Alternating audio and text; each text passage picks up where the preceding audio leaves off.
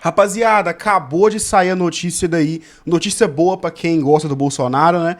Que Moraes concede prisão domiciliar a Bolsonaro após internação por pneumonia. Rapaziada, isso daqui, na verdade, vocês estão ligados que é um joguinho do Alexandre de Moraes pra poder tirar a pressão que está sob o STF hoje. Você tá ligado que o STF nunca esteve tão enfraquecido como ele está hoje. Esquema de corrupção envolvendo ministros e é o Moraes que recebeu dinheiro, é o Toffoli. Você tá ligado o que tá acontecendo, tá ligado?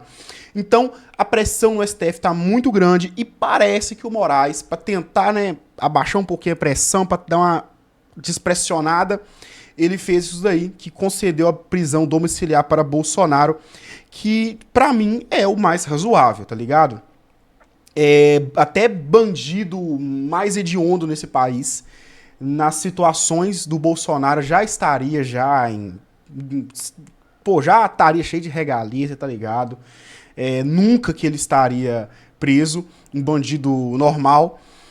Quanto mais um ex-presidente, e a gente sabe também que todo o processo que deu prisão para o Bolsonaro foi, com certeza, irregular, teve muita coisa assim mal explicada nessa história daí. E depois que o Alexandre de Moraes, esse carequinha aqui, estava envolvido naqueles escândalos do Banco Master, ficou mais evidente ainda de que ele não é um bom juiz, tá ligado? Tipo assim, claro, ninguém nunca teve dúvida disso, mas até quem tinha dúvida, se você tinha dúvidas que o Alexandre de Moraes não é um bom juiz, se você tinha alguma dúvida, depois do que foi vazado pelo Banco Master, eu acho que quem tinha alguma dúvida, quem acreditava, cara, já ficou com o pé atrás, já entendeu que o Alexandre de Moraes não é um bom juiz. Claro que a gente da direita sempre falou isso, há anos e anos e anos falando isso, mas tem gente que tem dúvida, tem gente que não acredita, tem gente, né? Depois dessa, você tem dúvidas ainda. Você tem dúvidas que, por exemplo, aquele povo do 8 de janeiro lá, que pra mim, aquele povo que foi lá, né?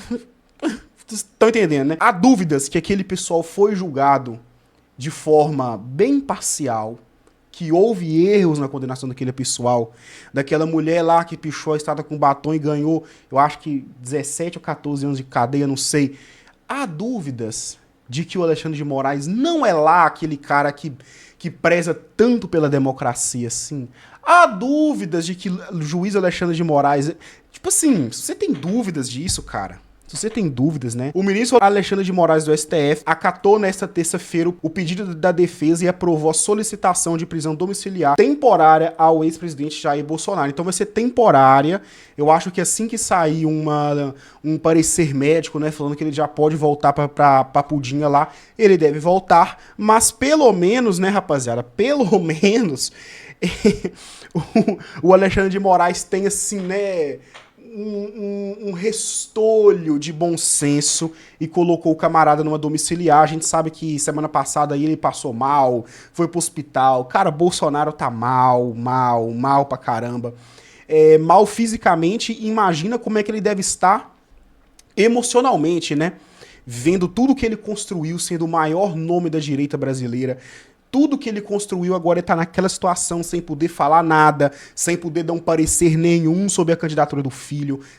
Cara, jogado lá, imagina como é que ele deve estar mentalmente, né? Não apenas fisicamente. Na segunda-feira, a PGR se manifestou favorável à transferência do ex-presidente para o regime domiciliar. O Procurador-Geral da República, Paulo Gonetti, afirmou que ficou demonstrado por laudos médicos que a saúde de Bolsonaro precisa de vigilância constante e que pode ser melhor ambiente familiar. Pô, agora você se ligou?